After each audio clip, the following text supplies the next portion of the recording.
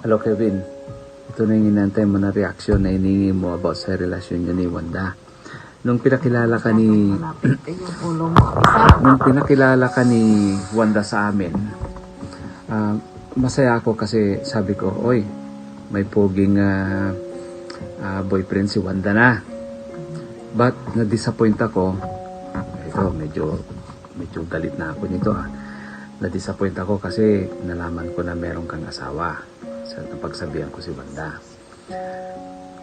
Pero sa tinatagal ng relasyon nyo, naayos yung dalawa, naayos nyo. Sinabi naman ni Wanda sa akin at in-advisean ko siya kung anong gagawin. So naayos nyo at nakita ko responsable kang ama at asawa ni Wanda. So ngayon, masaya ako, masaya kami, nabigyan nyo pa kami ng dalawang apo at yun, Wanda, mahalin mo si Kevin at yung inyong mga anak. Okay? Happy birthday, Wanda. At wish ko sa inyong dalawa ang masayang pagsasama. Right? Okay. Ito lang reaction ko ha, Kevin ha. Babasahin ko para mas maganda, mas mabilis. Okay, ito na. Nung sinabi ni Once about you, hindi ako naging masaya kasi sa background mo. Alam mo na yon. But then, nang makilala kita ng lubusan at alam kong may pagkakaunawaan na kayo ni Wanda, tungkol doon, okay na. Ngayon naman, ang sagot ko sa reaction number 2 ay, napatunayan mo na ikaw ay karapat-dapat sa aking anak.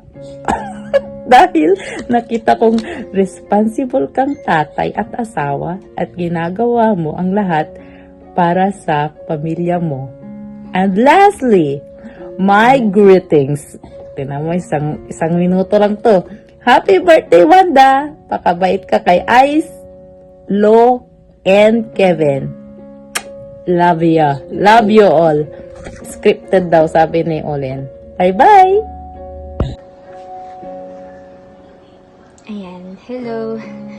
So, nung una ko kayong na-meet sa Baguio yun, siguro ilang years ko na kasing hindi nakita si BM ko. Kaya, sobrang happy ako na nakita ko siya at nagulat ako kasi lalaki yung kasama niya. So, to tell you honestly, sobrang happy ko na ang kasama niya is lalaki kasi yan, share ko lang. Siyempre matagal din kaming magkasama ni BM sa college. Siguro mga 4 years.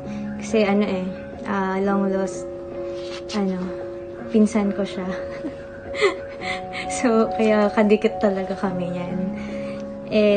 Ayun, going back sa unang meet natin,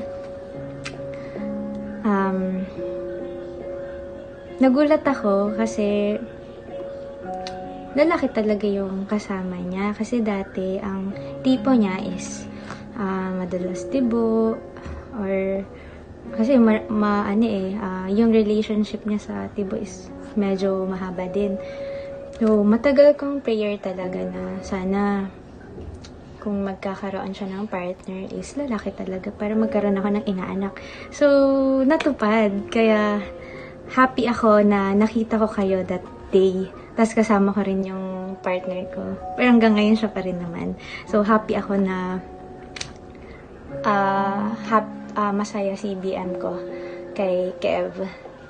And, ayun nga, nakadalawa na nga sila na na anak. So, yung unang impression ko kay Kev at hanggang ngayon is same pa din naman na nag-expect ako na parang caring kasi siya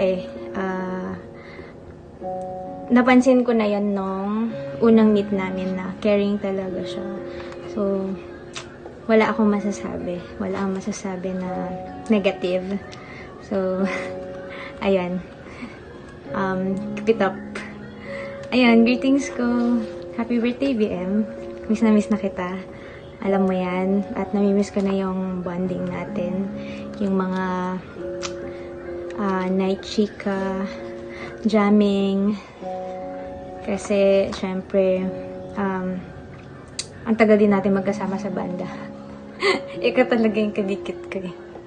Ano ba yung tawag dun?